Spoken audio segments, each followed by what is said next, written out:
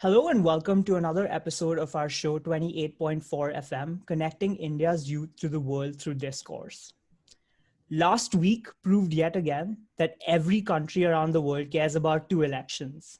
If they have elections in their own country, they obviously care about their national elections, but they also care about the American presidential elections. And with good reasons. As President Obama famously said, elections have consequences, some more than others. And the US presidential elections this past week had monumental repercussions. To be fully honest, I don't think I've quite processed what went down last week. President Trump's defeat is significant, but at the same time, it was narrower than expected and wasn't quite the repudiation of populism that many on the political left around the world and in the United States were hoping for. Indeed, it is my view that Trumpian populism will remain a formidable electoral force for the foreseeable future, and the cultural and economic trends that produced it continue to fester. At the same time, change is afoot because the US president does reign supreme in foreign policy over the other domestic institutions. And we want to try and figure out what, if any, of this means for India. And to do that, we have a very special guest with us today. And I'll let Rishika introduce our guest. So today we have the privilege to be joined by Dr. Milan Vaishnav, who is the director of the South Asia program at the Carnegie Endowment for International Peace.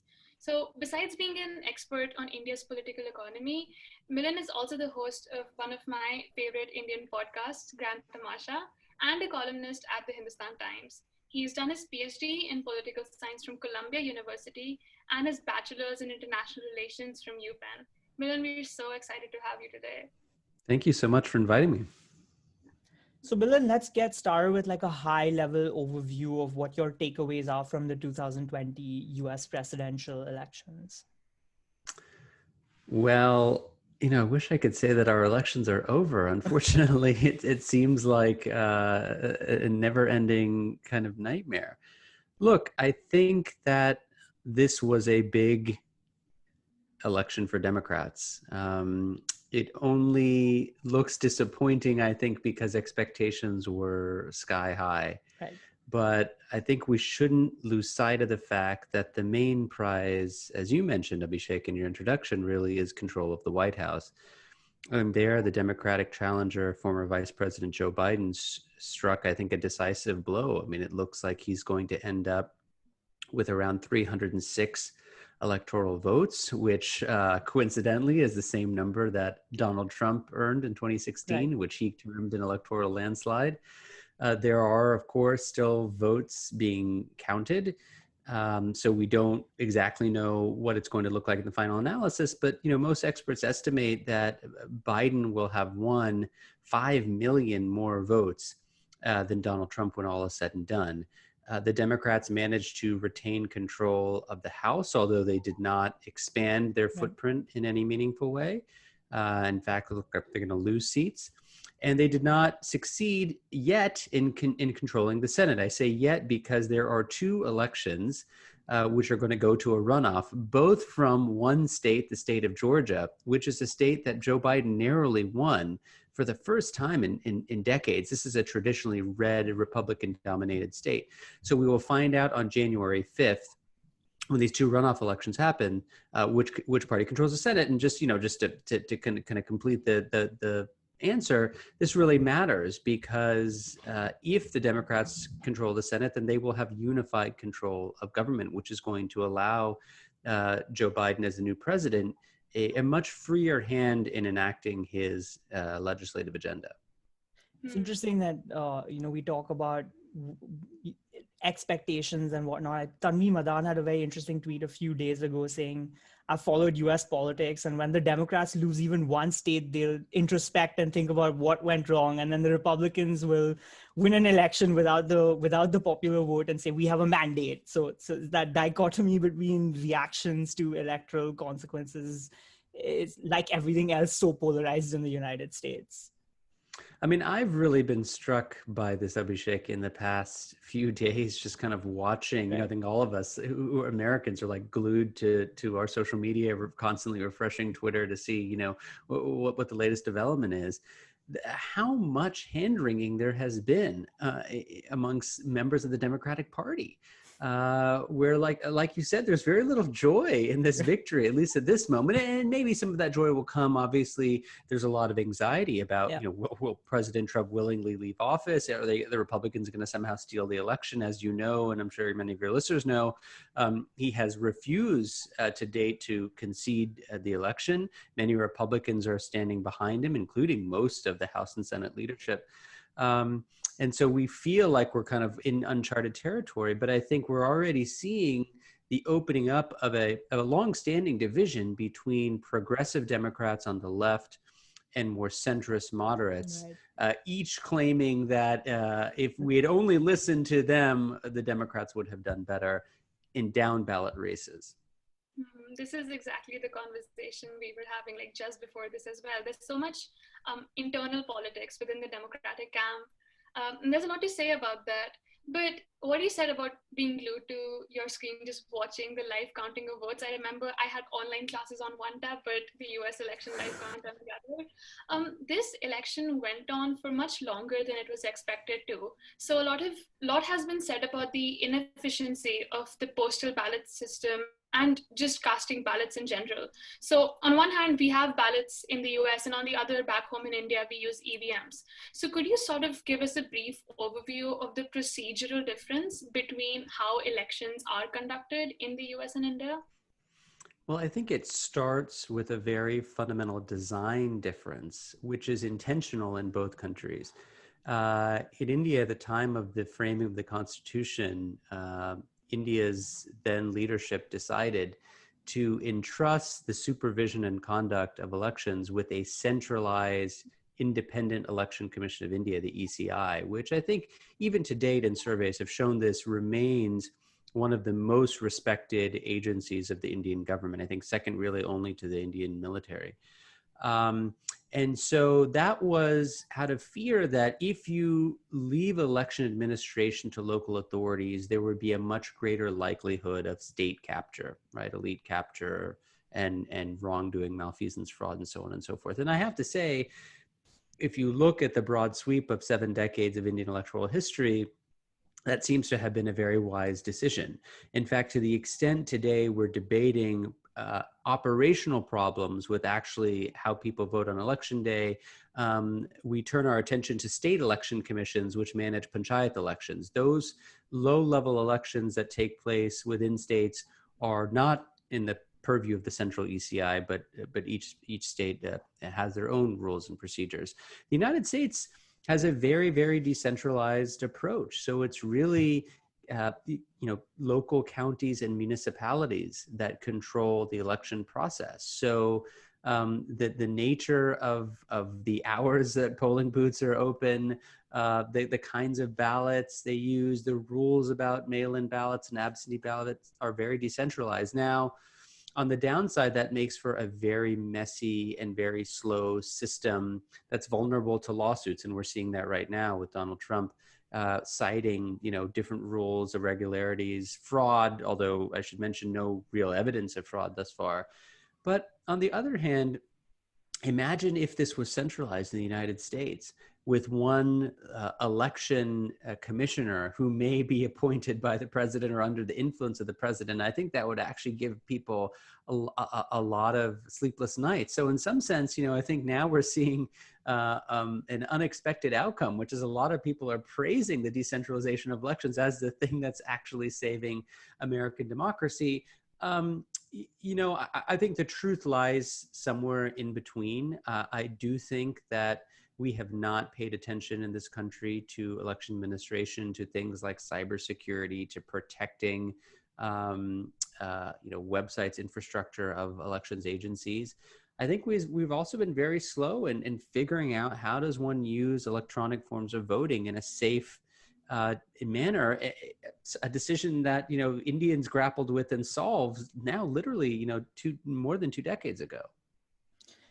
It seems like President Trump lost. Lots of media outlets declared that he lost the election. Despite that, 70 million voters did cast a ballot for him.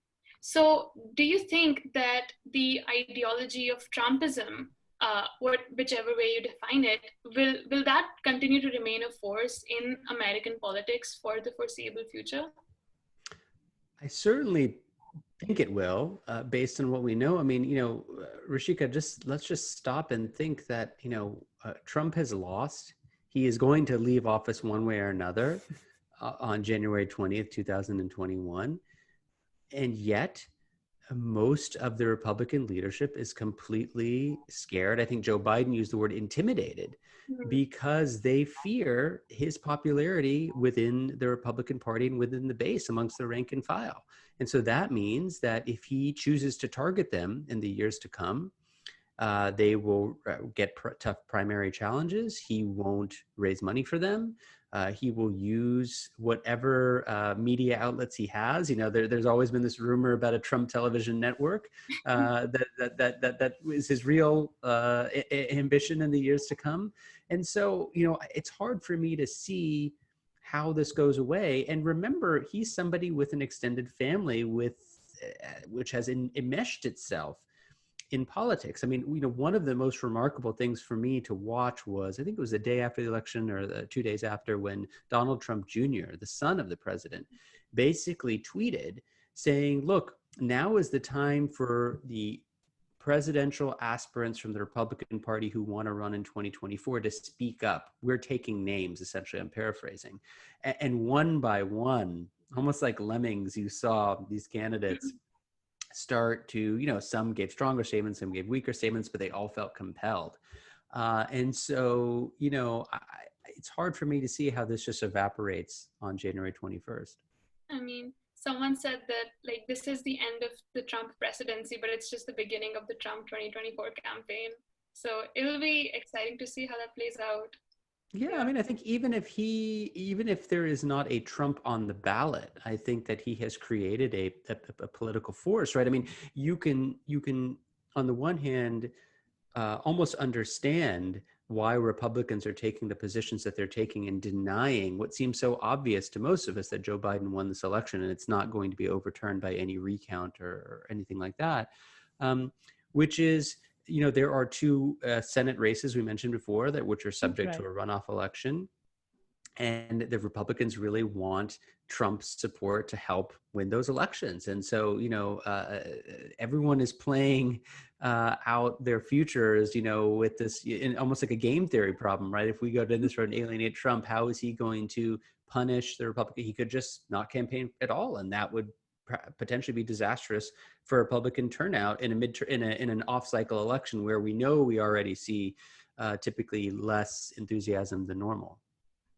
So just for our Indian viewers who may not be familiar with what the role of the US Senate is, without control of the US Senate, it is very difficult to enact any of your domestic agenda, because basically any law that you want to get passed goes through the US Congress, which is made up of the House of Representatives and the Senate. The Democrats currently control the House, which is the lower body. Think of it broadly in parallel with the Lok Sabha, but not exactly. And the US Senate is broadly in parallel with the Rajya Sabha, except that it's directly elected by the people. I would just add one, I think that's exactly right, and that's a great analogy. A slight difference is that the Senate has a couple of specific powers that include confirming political appointees. Correct. That the president puts forward. There are more than 4,000 positions at the highest levels of the federal government, which the president has the discretion to name people to. Some segment of those, a large proportion, must be confirmed by the Senate, which means the Senate must give their stamp of approval. That is a great way for a Republican Senate to either deny a Democratic president appointments or at least shape who his appointments might be, that they'll have to be more centrist, more moderates than more left liberals.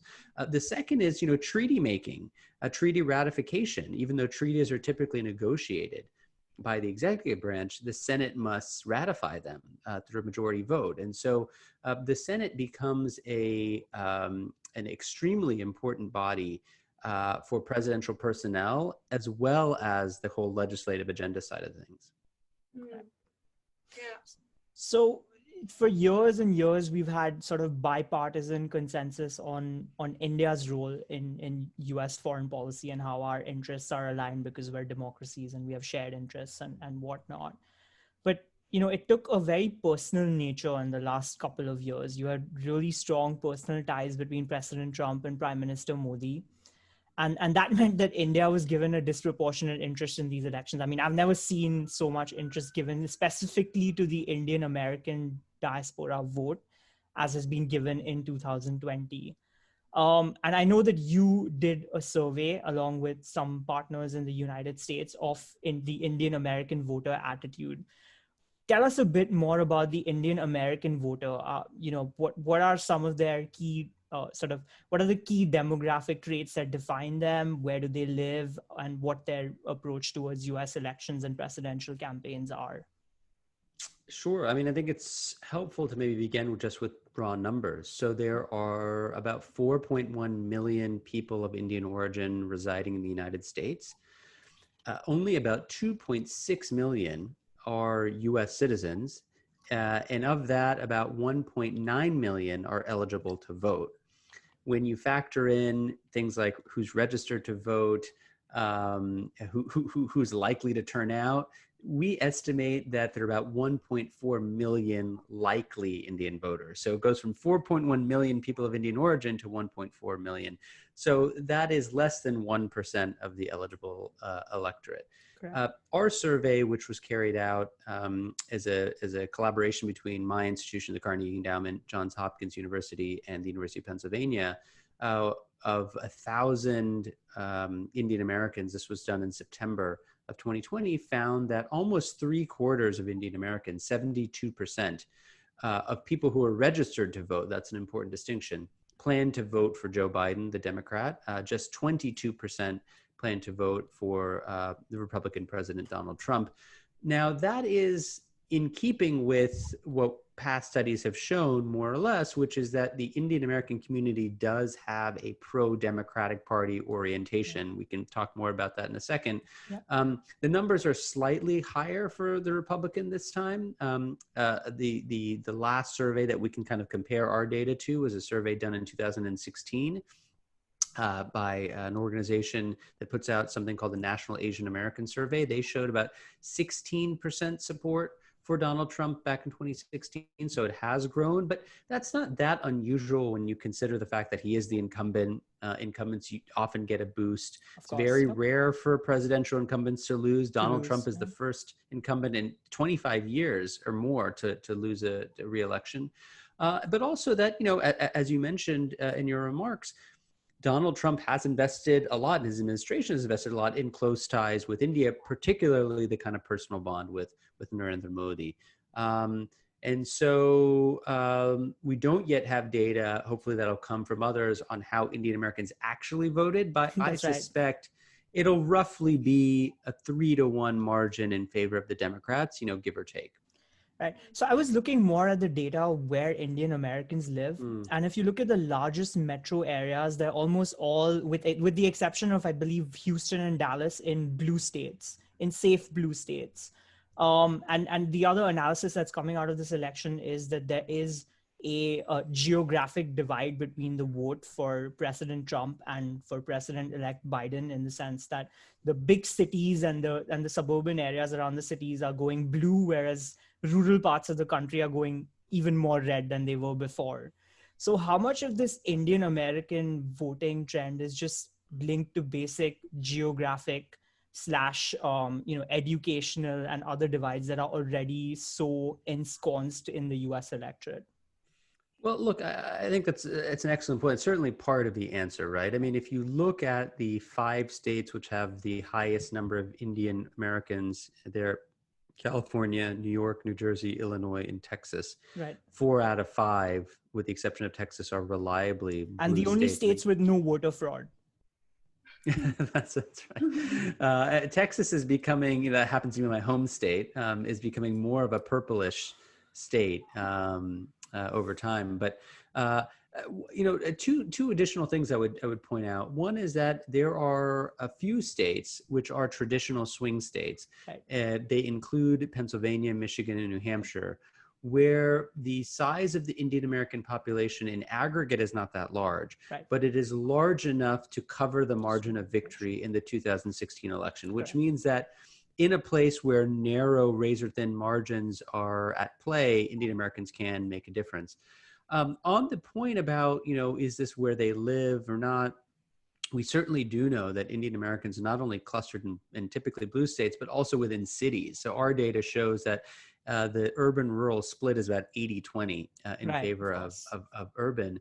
I think the puzzle, though, is that why is it that Indian Americans tend to be even more democratic than Right. other Asian American groups, right? So one of the things that the comparative work on Asian Americans has shown is that when you break out individual groups, Chinese Americans, Vietnamese Americans, Indian Americans, and so on, Indian Americans, even amongst that group, tend to be more democratic. Our research shows that there are a couple of reasons for that. One is that, Indian Americans are really the poster child for America's liberal, open immigration policies. I think sometimes we forget, Yeah. how much the immigration system has benefited Indians. I mean, 2/3 of people of Indian origin living in the United States today came after the year 2000, right? That's just a mind-boggling proportion. The second is that sorry, just to finish the thought, Republicans have moved away from that tradition of open immigration, including curbing skilled immigration, which is really what Indian benefits from. But the second factor is it has been increasingly clear, I think, to political scientists and just ordinary Americans that the Christian evangelical hold over the Republican Party has really grown in recent years. And of course, the majority of the Indian community in the United States is not of Christian faith. And most of them are Hindus, at least the majority of them are. And Hinduism, as traditionally a non-proselytizing religion, I think there is something about that disconnect which feeds a feeling of unwelcomeness, of hostility, of xenophobia, of kind of othering that have contributed to this kind of bluish tint of the Indian American community.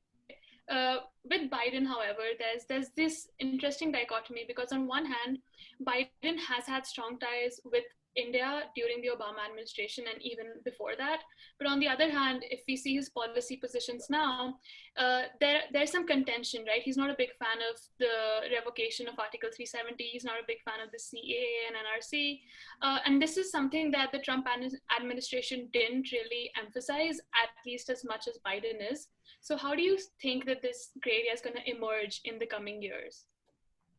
I begin, I think, by saying that if you look at the end of the Clinton administration around the year 2000 and the start of the George W. Bush administration, across Republican and Democratic administrations, we have seen both a broadening and a deepening, I think, of the U.S.-India relationship. So in other words, we have started to encompass many more subjects with which we work together, from space exploration to curbing climate change. And the intensity of the collaboration is deeper, right? So not just, if you take defense, the United States selling military hardware to India, but actually investing in the co-production and co-development of hardware between U.S. and India manufacturers, right? So it hasn't been linear. It certainly a lot of times feels like 2 steps forward, 1 step back, but I think that the trajectory is pretty clear, and I expect it to continue under Biden. If you look at how a Biden administration might behave vis-a-vis India, I actually think the Obama administration is a pretty good guide. Yep. Look, if you look at the people, just take a very simple measure. Who are the people who seem to be advising Joe Biden on India, South Asia policy? These are all people who served at medium or senior level positions in the Obama administration. It is true that, as my colleague Ashley Tellis puts it, India has benefited from a values holiday in the United States, right? The Trump administration gave very little attention to questions of democratic freedoms, human rights, civil liberties. One could expect that Democrats would emphasize that more. But I think that the emphasis will largely come through kind of rhetoric and statements, through private discussions, as opposed to some dramatic new measures, right?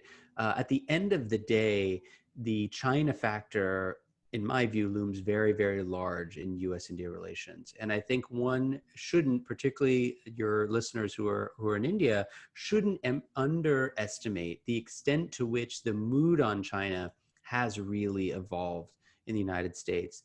COVID has pushed it even further in a more unfavorable direction, although I think, the Trump administration's kind of hawkish stance on China was one of the things actually that united a lot of Democrats and Republicans. Democrats didn't like the way in which he carried out his China policy. They thought it was inarticulate. They thought it was not very coherent. They thought that the rhetoric often hurt the actual implementation. But in principle, I think a lot of people feel fed up.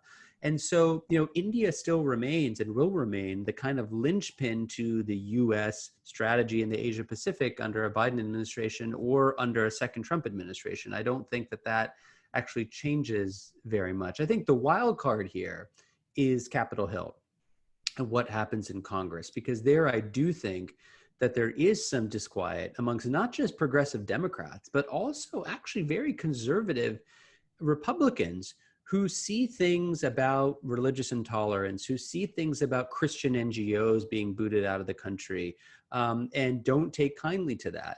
Now, again, the executive branch, as Abhishek mentioned in his intro, tends to dominate on foreign policy, but they could certainly create a lot of noise, right, depending on how the situation goes. But I think it will largely be noise as opposed to concrete policy change, if I had to guess. And let's be very clear, if there is some kind of trade agreement between the two countries, that has to go through Congress. So having support on the Hill is important. The other thing that I think I should remind our listeners is that it's easy to forget, but Prime Minister Modi also had a strong personal relationship with President Obama.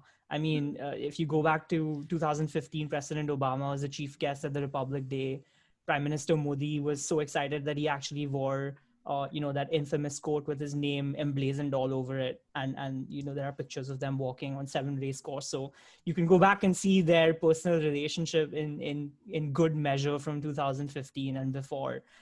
There was also some sort of cooperation on the Paris climate change agreement, which was pretty significant. So I do expect that sort of bipartisan consensus on India to move forward, because at the end of the day, realpolitik will determine some of these calculations. Any thoughts on that? I think, just to add on to what you said, reality right now of the U.S.-India relationship is that it is operating on two tracks. Right. There's a security track and an economic track. The security track has been going swimmingly. We have seen it go from strength to strength, whether it's increased military to military cooperation, defense sales, various kinds of interoperability agreements, intelligence sharing, and so on and so forth. Right. And that's really where the Trump administration really doubled down. We saw the signing of the most recent agreement in the 2+2 dialogue between the foreign and defense ministers just days before the election. So that's a sign of how much importance they gave it. It's also a sign to Beijing. Where we've seen less progress, and this is true going back to the Obama administration, is on the economic side of the house. Not in terms of private flows, right? Those will continue, but in terms of government to government agreements, right? Things like talking about or negotiating a bilateral investment treaty, trying to get India involved in APEC, the regional collective, trying to come up with some kind of trade deal that would lower the barriers, improve market access on both sides. Immigration has been a big stickler, right? So these are things where progress has been absent for both Democrats and Republicans. I think we can expect some optimism on at least two counts. Yeah. One is I do think that there will be a less antagonistic view on immigration policy from a Biden administration. I think the second is one could see less of a singular focus on trade deficits, which was something very particular to President Trump that really aggravated him, that I don't think a President Biden would not share that same kind of, unifocal attention. India must be pretty relieved that this probably means that Lighthizer is no longer going to be in the trade representative's office and changes in commerce and whatnot. I think a general increase in policy certainty will also be welcomed in New Delhi, regardless of how publicly some of the supporters of Prime Minister Modi have lambasted the election result on Twitter, which is actually quite fascinating to see. I mean, I don't know who's more upset, the Republicans here or some of those right-wing supporters back home on Twitter. Just to sort of close our conversation on the US elections itself, people in India are looking up to this defeat as some kind of a template. Is there anything the Indian opposition can learn from President-elect Biden's campaign and the way he ran against a populist movement, taking into consideration, obviously, that they're very different countries and very different phenomena also. I mean, Trump ultimately did not have 51% of the country behind his agenda. In India, it seems like that's not really the case. I mean, there is majority support for a lot of these policies. So what, if anything, can the Indian opposition learn from President-elect Biden's campaign and the way he ran against President Trump?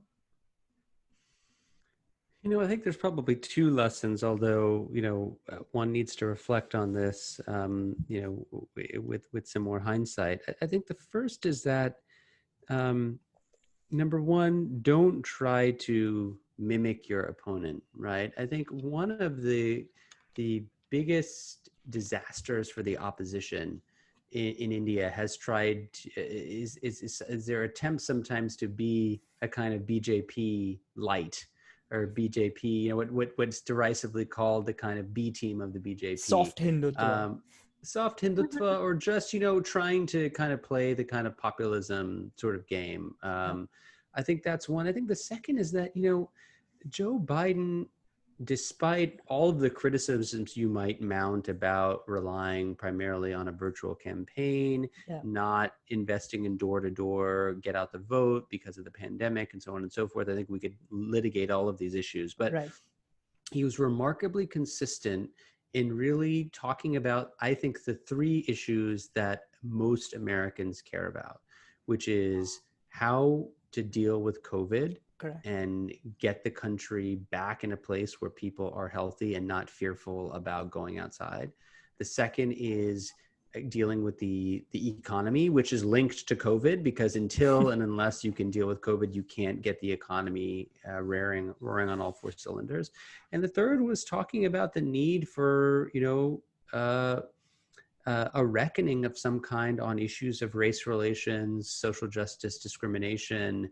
And, what we found in our survey of Indian Americans, just as a microcosm, is that these were exactly the three issues that Indian Americans said they cared the most about. And I think that mirrors the view amongst the American public, writ large. And, one thing that's been so interesting to watch about the opposition in India is they have been given so many opportunities to critique Modi, to come up with alternative plans on the economy. Remember, the slowdown India is experiencing today is only partially COVID-induced, right? India was suffering from a protracted slowdown now for many, many years.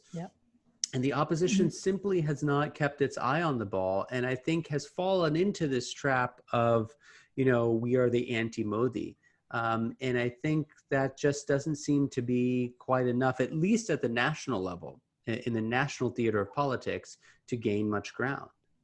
And I feel like if we draw this a little bit closer to here back home, it's so interesting that the Bihar elections ran in parallel with the US elections.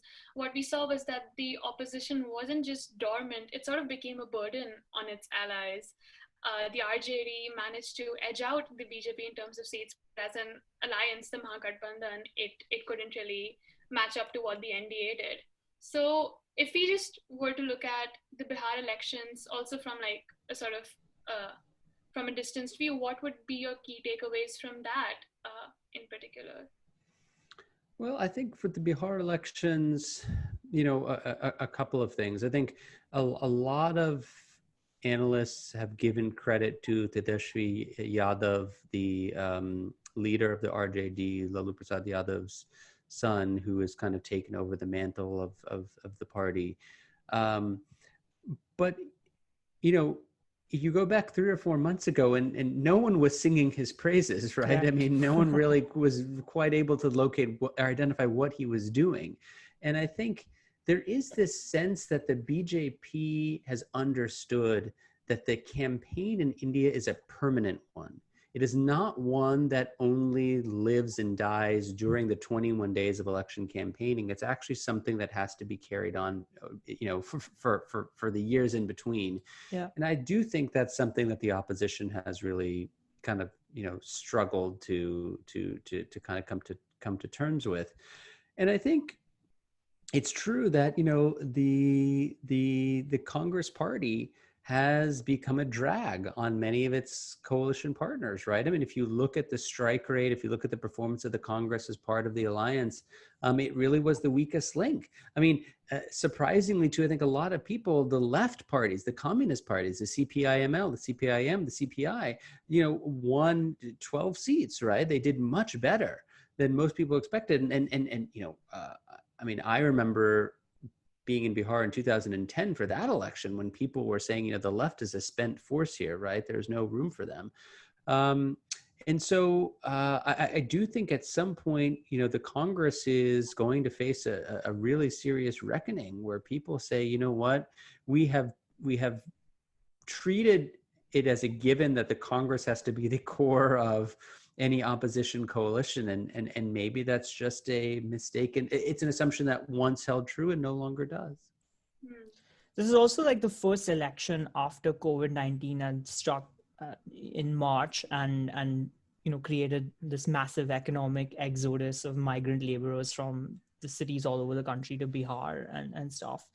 Are we gauging some kind of anger which would translate into maybe a larger national trend? Or the thing I keep telling everyone is that it's very difficult to draw any national trends from state elections. If you remember 2015, BJP got shellacked in Bihar and in New Delhi, and they came back 2 years later to win in Gujarat and Uttar Pradesh with super majorities. But having said that, this year is different. It feels different. This anger is real. Will it translate to some kind of national mood against the BJP, or it's too early to tell?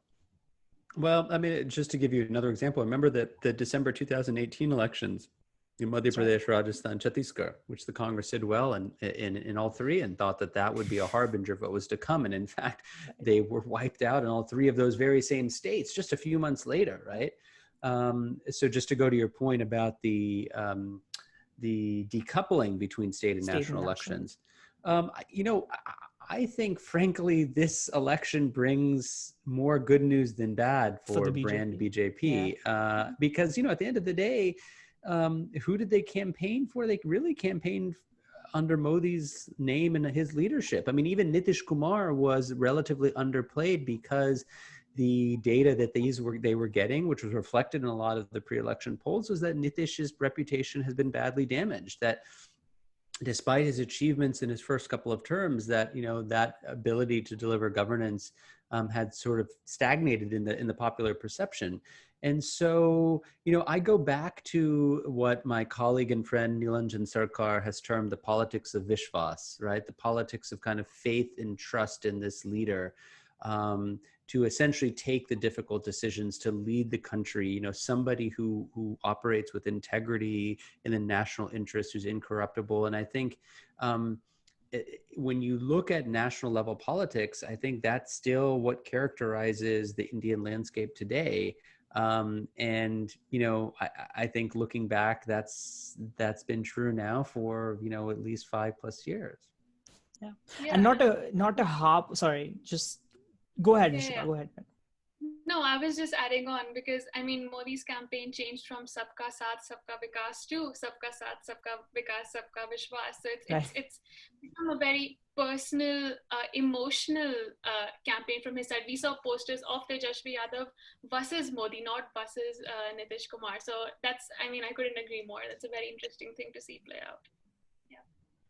And I don't want to keep harping on this media point, but in the months leading up to the Bihar elections, we saw this wall-to-wall coverage of the unfortunate incident in Mumbai regarding the actor Sushant Singh Rajput. And then unbelievably that became an election issue in Bihar for some reason, while we're in the middle of a pandemic, while the economy is going down the tubes, and while you have 30 lakh migrant laborers coming back to Bihar with basically no recourse to employment, and suddenly this one thing became an issue.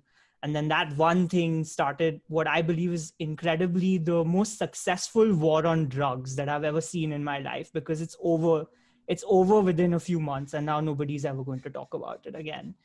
um it just baffles the mind. But do you have any thoughts on whether or not this Bollywood sort of saga had any impact on the elections, or am I just being too You know, flippant?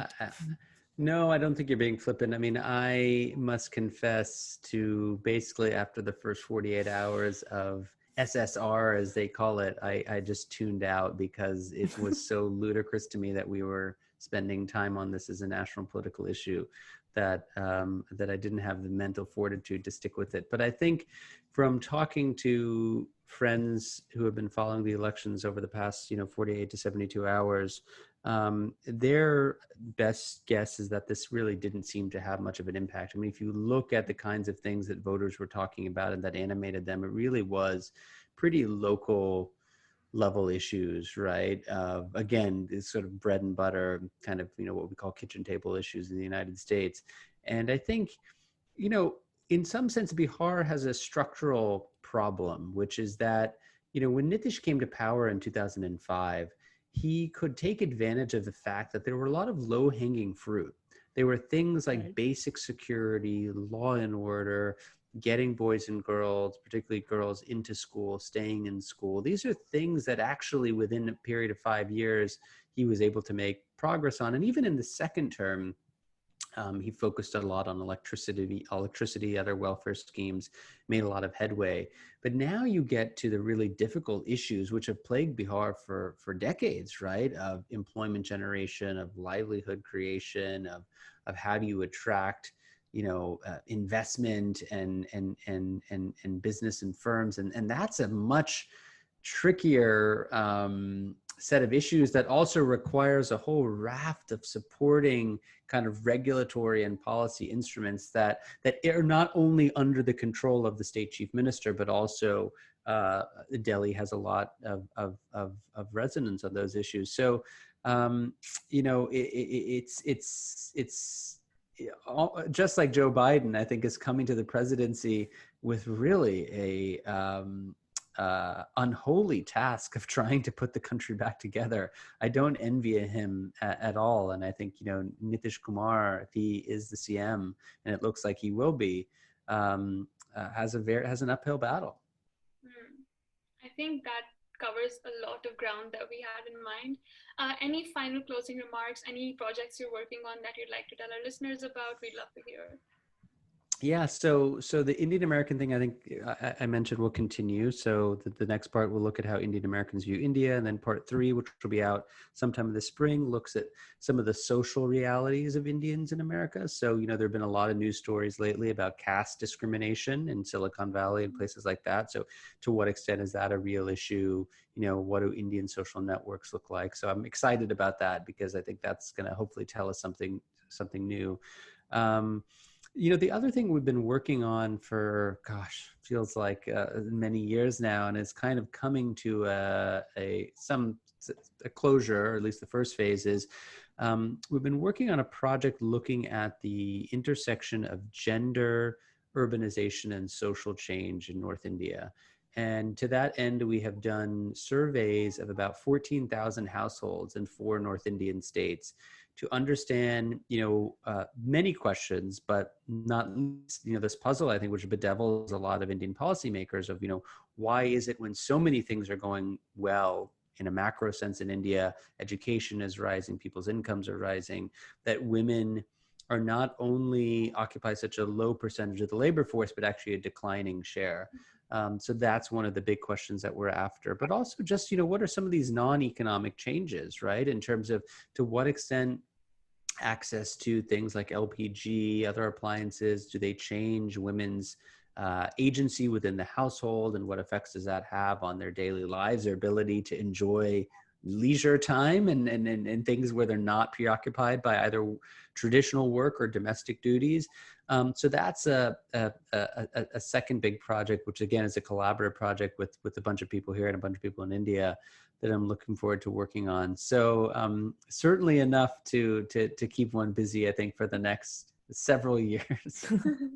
We're so excited to see what comes out. And I mean, that sounds so interesting. We've seen that sort of reveal itself more so during the pandemic, how the social conditions of households, especially with regards to women, have emerged. So I'm very excited to see the findings. I'll keep myself updated. Thank you so much for joining us today. Abhishek, do you have any closing remarks? No, just that Milan has given us 3 new episode ideas. So I think we're going to have at least 3 more episodes with Milan going forward if you come back.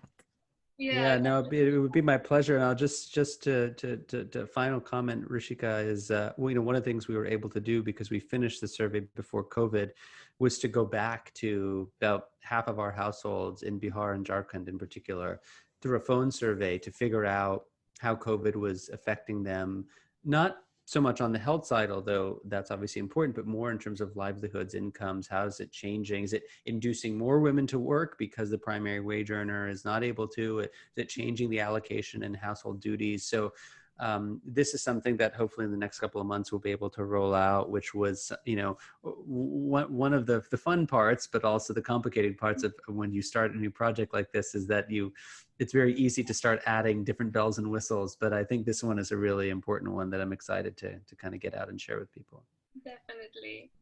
Thank you so much for joining us. This was such a great conversation, gave us so much insight into the contrast between India and the United States electoral democracy. It's a personal passion of both Abhishek and mine. We love talking about elections, keeping up with them. So yeah, this was so wonderful. Thank you so much for joining us. I hope you're staying safe. You and your loved ones are safe and well. Let's hope things get better from here on out, both in the political and the health side. Yeah, have a great day. Thanks so much for having me. It was a real pleasure to talk to both of you. Thanks for having me on.